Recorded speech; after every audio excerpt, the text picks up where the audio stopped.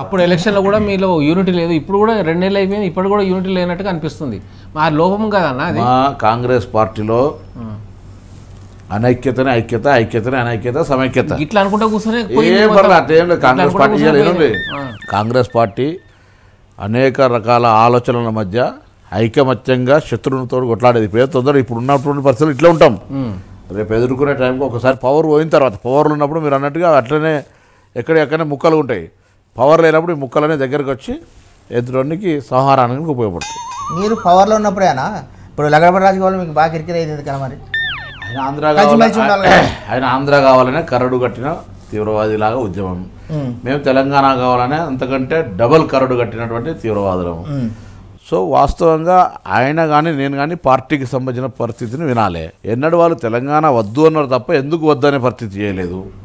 స్వాతంత్రం వచ్చిన తర్వాత 60 సంవత్సరాలు దాడుతున్నా తెలంగాణ ప్రజలు తెలంగాణ భావాన్ని తీయలేకపోయినరు.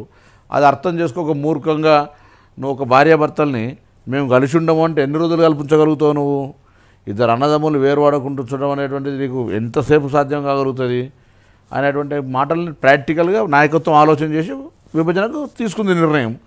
విభజనకు తీసుకున్నా కూడా మూర్ఖంగా వ్యవహరించడం వల్ల ఈరోజు కిరణ్ కుమార్ రెడ్డి గారి వ్యవహారం వల్ల, లేకపోతే లగడపాటి రాజగోపాల్ గారు లాంటి వ్యవహారాల వల్ల 2 దిక్కుల కాంగ్రెస్ నష్టం జరిగింది. లేదా నిజంగా కూడా వాస్తవంగా కాంగ్రెస్ ఇంతకుముందు రాష్ట్ర విభజన కొత్తగా చట్టానికి వ్యతిరేకంగా జరుగుతున్న కార్యక్రమం కాదు. విభజన అనేది అనివార్యమైనప్పుడు 2 రాష్ట్రాలు సోనియా గాంధీ గారు చెప్పినారు, మీకు ఏం కావాలంటే ఇస్తామని చెప్పినారు, అన్ని రకాలుగా ప్రకటన చేసినారు.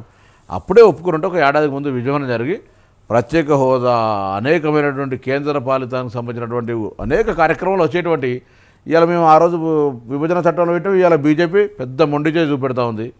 ఏం చేస్తాం? మేము చూస్తూ ఊరుకుంటాం, కొట్లాడుతున్నాం. వాళ్ళు కూడా పెద్దన్నల్లాగా మాకు సంబంధించి వాళ్ళు కూడా బాగుండాలని కోరుకుంటాం. విభజన వద్దు అనే దాన్ని వ్యతిరేకిస్తాం, కానీ వాళ్ళు బాగుండొద్దు అని ఎప్పుడు కోరుకుంటాం.